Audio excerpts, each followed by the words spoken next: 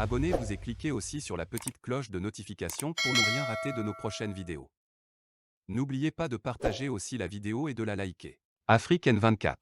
Merci, merci, merci. Nous allons maintenant passer la parole à son Excellence, le président Abéomé Gabriel Dieu, pour un message d'échange et de communication. Merci. Monsieur le Premier ministre, chef du gouvernement légitime du Togo, Madame, Messieurs les membres du gouvernement, Messieurs les responsables donc, de la DMK et de la CIDMK, chers patriotes, je suis heureux de prendre part à cette rencontre d'échange, de partage sur la lutte que nous menons pour Afrique N24. restaurer la victoire du 22 février 2020 et libérer le peuple togolais de la servitude involontaire. Je voudrais peut-être, avant de poursuivre mon propos, demander une minute de silence pour tous les martyrs à travers le monde, et notamment les martyrs de la guerre entre la Russie et puis l'Ukraine, et implorer la miséricorde divine dans si ces âmes qui ont quitté peut-être brutalement donc, le monde sans peut-être le vouloir. Alors, je demande donc à la modération de faire observer 7 minutes de silence avant qu'on ne continue. Merci. Messieurs les compatriotes, nous sommes arrivés à un point déterminant de la lutte. Nous ne pouvons pas encore passer un trimestre dans ce statu quo. Nous devons achever la lutte dans les semaines et mois qui arrivent. La démonstration de la victoire de la DMK est claire et nette. Acte 1. C'est Maître Zeus Ajavan qui, le 23 février 2020 au matin, m'a appelé pour me féliciter que j'ai réalisé ce que mes aînés ont tenté plusieurs années sans y parvenir. Acte 2. Suite à la publication à la USAM, et la première dans l'histoire de notre pays, la loi donne 6 jours pour proclamer les résultats avec donc le PV, 9389 PV. Le législateur sait qu'en une journée, on ne peut pas le faire compte tenu de la géographie et des infrastructures dans notre pays. La CENI a proclamé une victoire donnant des chiffres inversés en faveur de Fort en 24 heures. Une semaine après, Foyne Singbe m'a envoyé à Tchad Dedi, il est membre du gouvernement aujourd'hui, me dire ceci: nous avons volé, mais vous n'avez aucun moyen pour nous envoyer en prison parce que c'est nous qui avons le contrôle des forces de défense et de sécurité. Ce qui te reste, c'est d'abandonner tes recours. Tu seras nommé Premier ministre avec des responsabilités élargies et la valise, pour lui-même, te la remettra. Je lui ai dit, je vais aller voir les miens. Et comme je ne venais pas vite, fort, et bien que nous soyons tous candidats sur la même ligne de départ, avec les mêmes droits et les mêmes obligations, engage une procédure judiciaire illégale et illégitime contre ma personne. Dans d'autres pays de droit, la justice devait s'opposer à ça. Remettre un diplôme, et du moins ça à l'église, là, donc ça devient un élément de chose. Ça devient donc un acte criminel. Dire qu'on va gagner un conseiller chef suprême des armées, c'est un truc criminel. Dire que le marché de l'OB, c'est eux-mêmes qui l'ont brûlé. Moi, cette information, je la tiens d'une confrontation entre le doyen des juges d'instruction, le procureur de la République et mon accusateur, Mohamed Loum. Il dit que c'est le capitaine Akakpo qui a remis une clé USB, que tout ce qu'on raconte là, ça ne venait pas de lui. Et donc, j'ai dit que le marché, c'est eux-mêmes. La preuve, depuis 2013, nous sommes en 2022 aujourd'hui, on n'a pas fini de trouver le coupable ou les pyromanes. Et donc, on ne peut pas poursuivre quelqu'un. Et comme le dit notre, compatriote Boko, ce contentieux-là, il est électoral, ce n'est pas du moins un contentieux criminel. Maintenant, qu'ils ont levé de façon irrégulière mes immunités, parce que j'ai l'immunité d'ancien président de l'Assemblée nationale et j'ai l'immunité de député président de la commission défense et sécurité à l'Assemblée nationale. Quand Africaine 24. La commission qui a écouté mon avocat a fait son rapport, le rapport doit venir à l'Assemblée nationale pour conduire à tenir. Ils ont été, du moins, ça à la chose, comment je dis, à la conférence des présidents. L'Assemblée, là, les trucs sont extrêmement rigoureux. Donc, il y a un vice de procédure. Et c'est ce vice-là que nous avons cherché à démontrer pour l'annulation de la procédure. Et on n'a trouvé aucune instance au Togo pour connaître de ce dossier. Raison pour laquelle nous avons saisi donc la CEDEAO. La CEDEAO a traîné. Mais je crois que le 24 mars, ils vont rendre la décision. Maintenant que le truc est levé, l'avocat que j'ai commis est venu me voir pour me dire que le général Yak, qu'il a eu au téléphone avant de venir chez moi, nous demande d'accepter. On a perdu et que c'est Fort qui a gagné. Et puis bon, ils vont arrêter la procédure judiciaire et tout ça. Quand on a évoqué ça, cet avocat dit que Agbomé doit être aux prises avec des problèmes psychiatriques. J'espère que bientôt, il retrouvera donc ses sens pour de toute façon une séance d'explication entre lui et moi. Et donc, parler aujourd'hui de la victoire de la DMK, je dis, démontre qu'un travail remarquable a été fait par le gouvernement, le monde entier le sait. Maintenant, les faux messages de félicitations, ce n'est pas moi. Moi, je l'ai dialogué. Mais Emmanuel Macron, président de la France, suite à la diffusion du 31 mars 2020, interpellé par Kofi Nnamia, il dit non, ni la France, ni l'Allemagne, ni l'Union européenne ne l'ont pas reconnu. Sébastien Nadeau demandera à Macron de démentir la signature de la France, qui est falsifiée. Quelqu'un qui prétend avoir gagné à son 12%, il ne falsifie pas la signature des partenaires. Je signale que la victoire de la DMK a été saluée par plusieurs partis politiques et par les organisations de la société civile. Mais la plupart de ces communiqués ont été cachés.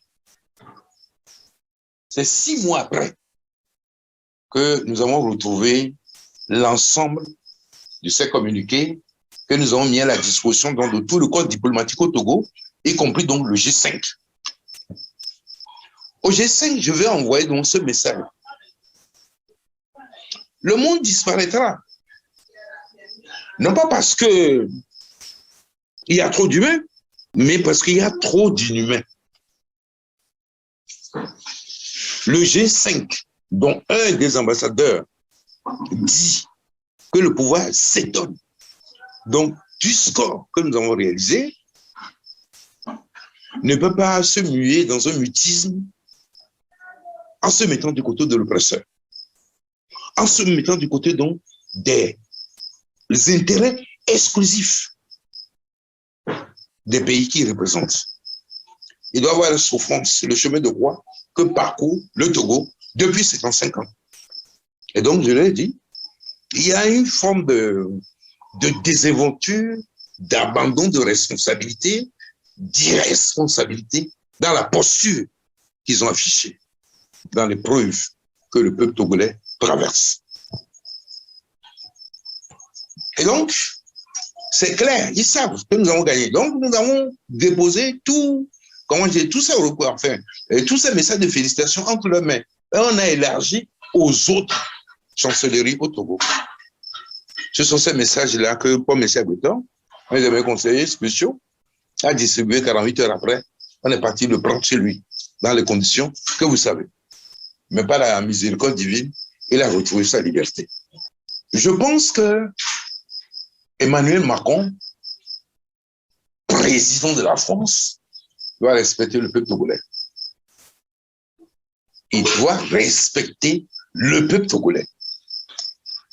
Il faut lui-même ne peut pas aller vendre la souveraineté du Togo à des partenaires. Il a vendu la souveraineté. Quand ton peuple décide, tu ne vas pas prendre, en tout cas, les moyens qu'il a utilisés, dont il est coutumier, pour aller donc chercher une légitimité que les unes vous ont refusée.